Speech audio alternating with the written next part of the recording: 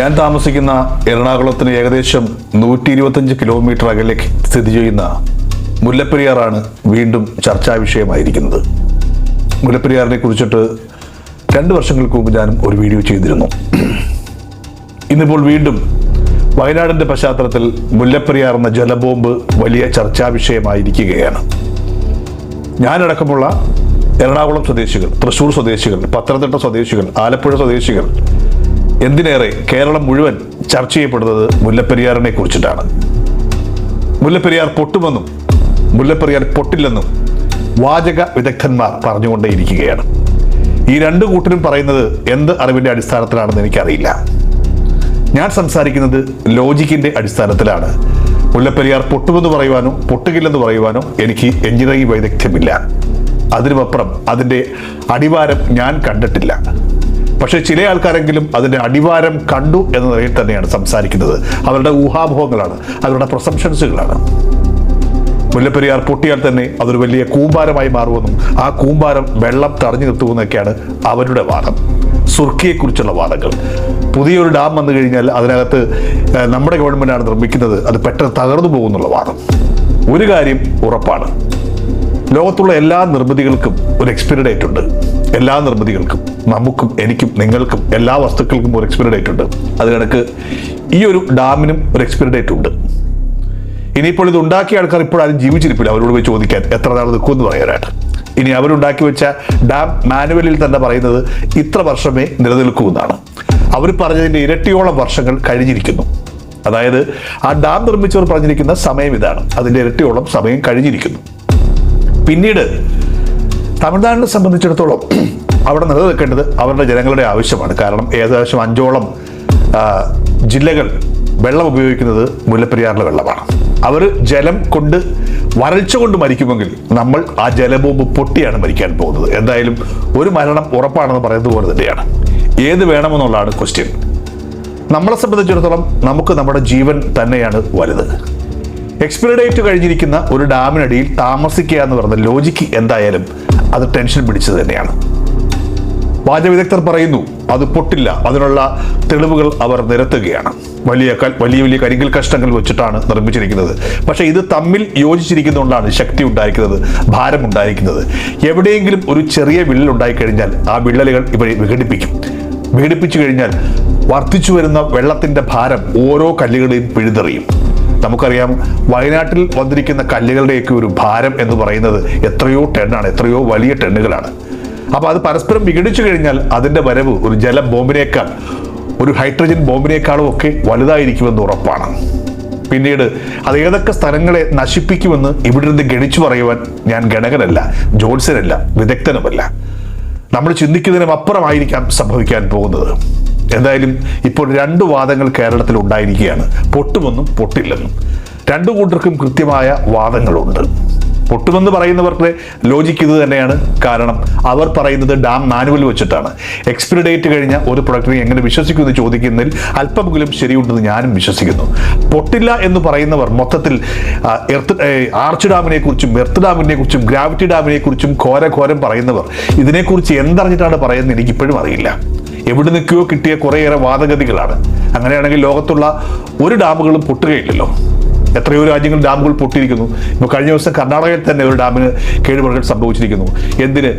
ഭൂതത്താനം കെട്ടിൻ്റെ അടുത്ത് ഒരു ചെറിയ ലീക്ക് പെട്ടെന്ന് തന്നെ വലുതാകുന്നത് നമ്മൾ കണ്ടതാണ്. അപ്പോൾ ഏത് സാധനങ്ങൾക്കും ഒരു എക്സ്പയറി ഡേറ്റ് ഉണ്ട്. അത് എപ്പോഴായാലും തകരേണ്ടത് തന്നെയാണ്. അത് എപ്പോഴാണെന്നുള്ള ചോദ്യമാണ്. നമ്മുടെ സർക്കാർ തന്നെ വർഷങ്ങൾക്ക് മുമ്പ് ഡാം അപകടത്തിലാണെന്ന് പറഞ്ഞ് അതേ സർക്കാർ തന്നെ പിന്നീട് മലക്കം മറിയുന്നു. അവർക്കൊക്കെ രാഷ്ട്രീയവും അവരുടെ കാര്യങ്ങളൊക്കെയാണ് വരുന്നത്. പക്ഷേ നമ്മളെ സംബന്ധിച്ചിടത്തോളം ഭൂമിയിൽ ജീവിക്കുവാനുള്ള അവകാശമാണ് നഷ്ടപ്പെട്ടിരിക്കുന്നത്. വയനാട് ഇഷ്യൂവിൽ തന്നെ ആലോചിക്കുക. ഒരുപക്ഷെ കസ്തൂരിരംഗൻ പറഞ്ഞാണോ ഗാഡ്ഗിൽ പറഞ്ഞാണോ ശരിയെന്ന് അറിയുവാൻ നമുക്ക് വിദഗ്ധതയില്ല. പക്ഷെ അവരൊക്കെ പറഞ്ഞ് എന്തൊക്കെയോ ശരികൾ ഉണ്ടായിരിക്കാം. ശരിയോ തെറ്റോ അന്വേഷിച്ച് പോകുമ്പോഴേക്കും അവിടുത്തെ ഏകദേശം 1000-ഓളം, ഞാൻ ഊഹിച്ച് പറയുകയാണ്, 1000-ഓളം ജനങ്ങളെങ്കിലും കാണാതായിരിക്കുന്നു. അതിൽ കുറച്ച് പേരുടെ മാത്രമേ ബോഡി കണ്ടിട്ടുള്ളൂ. അവരുടെയൊക്കെ ജീവിതം വെറും മണ്ണും കല്ലുമായി മാറിയിരിക്കുന്നു, ചിഹ്നിച്ചു നിറഞ്ഞ ശവശരീരങ്ങളായിട്ട് മാറിയിരിക്കുന്നു. അതിൻ്റെ എത്രയോ ഇരട്ടിയായിരിക്കാം ഈ പറഞ്ഞ സ്ഥലങ്ങളിലേക്ക് വെള്ളം ഒരു പെട്ടെന്ന് ഇറങ്ങി വന്നു കഴിഞ്ഞാൽ. 2018 നിയന്ത്രിതമായിട്ട് ആ ഡാം തുറന്നു വിട്ടപ്പോൾ നമ്മൾ കണ്ടതാണ് എത്രത്തോളം എവിടം വരെ വെള്ളം കയറിയെന്ന്. ഇത് ഞാൻ നേരിട്ട് കണ്ടയാളാണ്. ഞാൻ താമസിക്കുന്ന വീടിൻ്റെ അടുത്ത് നിന്ന് ഏകദേശം ഒരു 8 കിലോമീറ്റർ മാറി കളമശ്ശേരി NAD വരെയുള്ള ആ വെള്ളത്തിൻ്റെ തീഷ്ണത ഞാൻ നേരിട്ട് പോയി കണ്ടതാണ്. പറവൂരും ആലുവായും ചേന്ദമംഗലത്തും ഒക്കെ ഞാൻ നേരിട്ട് പോയ ആളാണ്. നിയന്ത്രിതമായിട്ടാണ് ആ വെള്ളം തുറന്നു വിട്ടത്, അതായത് എപ്പോഴും അടയ്ക്കാവുന്ന അവസ്ഥയിൽ. അങ്ങനെയുള്ള അവസ്ഥയിൽ ഒരു ഡാം പൊട്ടിക്കഴിഞ്ഞാൽ ഇത് കല്ല് തടഞ്ഞു നിർത്തും, മണ്ണ് തടഞ്ഞു നിർത്തും എന്ന് പറയുന്ന ലോജിക്ക് മനസ്സിലാവുന്നില്ല. ഇനി ചിലർ പറയുന്നത് അത് പൊട്ടിക്കഴിഞ്ഞാൽ മാക്സിമം തൊടുപുഴ വരെ പൊട്ടുകൊള്ളുന്നതാണ്. എന്താ, തൊടുപുഴക്കാർ മനുഷ്യരല്ലേ, അവരുടെ ജീവന് വിലയില്ലേ? അതോ അവർ മാത്രം തകർന്നാൽ മതിയോ? കേരളം തന്നെ 2ആയി വിഭജിക്കാൻ പോകുന്ന, 3ആയി വിഭജിക്കാൻ പോകുന്ന അവസ്ഥയിലേക്ക് എത്തും എന്നാണ് പറയപ്പെടുന്നത്. അങ്ങനെ ആവരുത് എന്നാണ് ഞാൻ പ്രാർത്ഥിക്കുന്നത്. നേരത്തെ പറഞ്ഞ പൊട്ടില്ല വാചകരോടെ കൂടെ നിൽക്കാനാണ് എനിക്കും ഇഷ്ടം. കാരണം എൻ്റെ ജീവൻ പണയം വെച്ചുകൊണ്ട് പൊട്ടുമെന്ന് പറയാൻ എനിക്കും താല്പര്യമില്ല. പക്ഷെ ഞാനും സന്ദേഹത്തിലാണ്. എനിക്കും ഉണ്ടൊരു കുടുംബം. എൻ്റെ സ്വപ്നങ്ങളിലൊക്കെ ഞാൻ ടെൻഷൻ അടിച്ചെടുക്കുകയാണ്, ഞെട്ടി ഉണരുന്നത്. കാരണം വയനാട് എന്നെ എത്രത്തോളം സ്പർശിച്ചു, അതുപോലെ തന്നെ എൻ്റെ കുടുംബത്തെയും എൻ്റെ കൂട്ടുകാരെയും കുറിച്ചുള്ള ചിന്ത എനിക്കുമുണ്ട്. അവർക്ക് എന്തെങ്കിലും സംഭവിച്ചു കഴിഞ്ഞാൽ ഞാൻ എങ്ങനെ സഹിക്കും? അല്ലെങ്കിൽ കൊള്ളാം, ഒറ്റയടിക്ക് നമ്മൾ അങ്ങോട്ട് തീരണം. എവിടെയെങ്കിലും അവശേഷിച്ചിരിക്കുന്ന ഒരു അവസ്ഥ അതിഭീകരമാണ്. എന്തായാലും അടിയന്തരമായിട്ട് ഇവിടെ നമ്മളെ ബോധ്യപ്പെടുത്തേണ്ടത് ഇവിടുത്തെ ഉത്തരവാദപ്പെട്ട ഭരണകർത്താക്കളുടെ സിസ്റ്റത്തിന്റെ ചുമതലയാണ്. ഇതാണ് ഇതിന്റെ അവസ്ഥ. പക്ഷെ എങ്ങനെ നമ്മളെ ബോധ്യപ്പെടുത്തും? ഇത്രയും വെള്ളം പറ്റിച്ചുകൊണ്ട് ഡാമിന്റെ അടിയിലേക്ക് പോയി ഈ പറഞ്ഞ വിഷ്വൽസുകൾ നമുക്ക് തരുവാനുള്ള എന്തെങ്കിലും ഫെസിലിറ്റി ഉണ്ടോ? ഇനി അങ്ങനെ ഉണ്ടെങ്കിൽ തന്നെ ഇവർ നമ്മളെ ഇത് കാണിക്കുമോ? കാണിച്ചാൽ നമ്മൾ വീണ്ടും പാനിക് ആവുമെന്നാണ് അവർ പറയുന്നത്. അതായത് നമുക്കടിയിൽ തീ കെട്ടിക്കൊണ്ടിരിക്കുകയാണ്, തീ നമ്മളെ കാണിക്കുകയില്ല. തീ കാണിച്ചാൽ നമ്മൾ പാനിക്കാവും.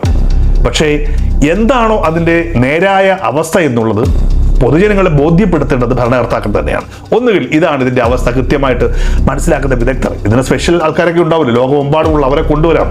എത്രയോ ആവശ്യത്തിൽ ഇവരെയൊക്കെ കൊണ്ടുവരുന്നുണ്ട്. അപ്പോൾ ഇവരെ കൊണ്ടുവന്ന് ബോധ്യപ്പെടുത്തേണ്ടത് വളരെ ആവശ്യമാണ്. ഞങ്ങളും നിങ്ങളോടൊപ്പം പ്രാർത്ഥിക്കുന്നത് മുല്ലപ്പെരിയാറിന് ഒന്നും സംഭവിക്കരുത് എന്ന് തന്നെയാണ്.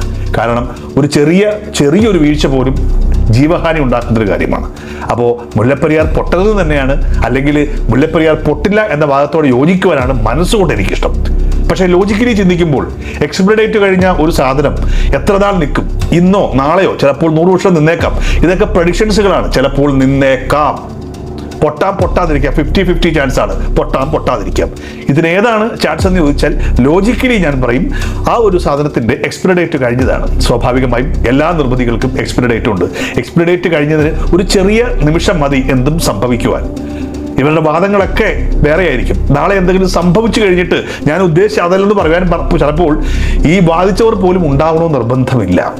എന്തായാലും മനുഷ്യന്റെ, പൗരന്റെ, ജനത്തിന്റെ ടെൻഷൻ അകറ്റേണ്ടത്, അവരുടെ ഉത്കണ്ഠ അകറ്റേണ്ടത് ഭരണകർത്താക്കളാണ്. അതല്ലാത്തോടത്തോളം കാലം ഇനിയും ഇത്തരത്തിലുള്ള സംഭവങ്ങൾ പെരുകിക്കൊണ്ടേയിരിക്കും, ടെൻഷൻസുകൾ കൂടിക്കൊണ്ടേയിരിക്കും, സമരമുഖങ്ങൾ കൂടിക്കൊണ്ടേയിരിക്കും. സ്വാഭാവികമായും 2 സംസ്ഥാനങ്ങൾ തമ്മിലുള്ള ഒരു വലിയ പ്രശ്നത്തിലേക്ക് മാറിക്കൊണ്ടേയിരിക്കും. ഞാനും കാത്തിരിക്കുകയാണ് ഇതിൻ്റെ നിജസ്ഥിതി അറിയുവാൻ. ഊഹാപോഹങ്ങളല്ല, വാചക വിദഗ്ധന്മാരുടെ വാക്കുകളല്ല, യഥാർത്ഥ ടെക്നീഷ്യൻസിൻ്റെ യഥാർത്ഥ വാക്കുകൾ, രാഷ്ട്രീയമില്ലാത്ത വാക്കുകൾ, യഥാർത്ഥ ടെക്നീഷ്യൻസ് വന്ന് ഞങ്ങളെ കാണിച്ചു തരട്ടെ. ഞാൻ വിശുദ്ധ പത്രോസിൻ്റെ ആളാണ്, കണ്ടെങ്കിലേ വിശ്വസിക്കുന്ന ആളാണ്. ഞാൻ മാത്രമല്ല, കേരളത്തെ ജനത മുഴുവൻ അങ്ങനെയാണ്. ഞങ്ങൾക്ക് കൃത്യമായിട്ടുള്ള തെളിവ് വേണം ഒന്നും സംഭവിക്കില്ല എന്ന്. പക്ഷെ അങ്ങനെ ഇപ്പോൾ പുത്തുമലയിലും മുണ്ടക്കയിലും പൊട്ടുമെന്ന് ആരും വിശ്വസിച്ചിരുന്നില്ല, ഒക്കെ സംഭവിക്കുകയാണ് ചെയ്തത്. എന്തായാലും കേരളത്തിന് ഒരു വലിയ ജലബോംബ് ഉണ്ടാകരുതേ എന്ന് ഞാൻ പ്രാർത്ഥിക്കുന്നു. നിങ്ങളോടൊപ്പം ഞാനും ഉരുകി പ്രാർത്ഥിക്കുകയാണ്. കാരണം ഞാനും എൻ്റെ കുടുംബവും എൻ്റെ കൂട്ടുകാരും എന്നെ അറിയുന്നവരും നിങ്ങൾ അറിയുന്നവരൊക്കെ എന്നും സേഫായിട്ടിരിക്കുവാൻ ഞാനും ആഗ്രഹിക്കുന്നു. മാത്രമല്ല എൻ്റെ ആഗ്രഹം ഇത് തന്നെയാണ്. എന്ത് സംഭവിച്ചു എന്ന് പറഞ്ഞാലും അവിടെ ഓൾട്ടർനേറ്റീവായിട്ട് ഒരു പുതിയ ഡിഫൻസ് ഉണ്ടാകുന്നത് നല്ലത് തന്നെയാണ്. ഡാമാകാം, മറ്റെന്ത് കാര്യമായാലും ജീവനാണ് പ്രധാനം. ജീവിക്കുവാൻ അനുവദിക്കുക.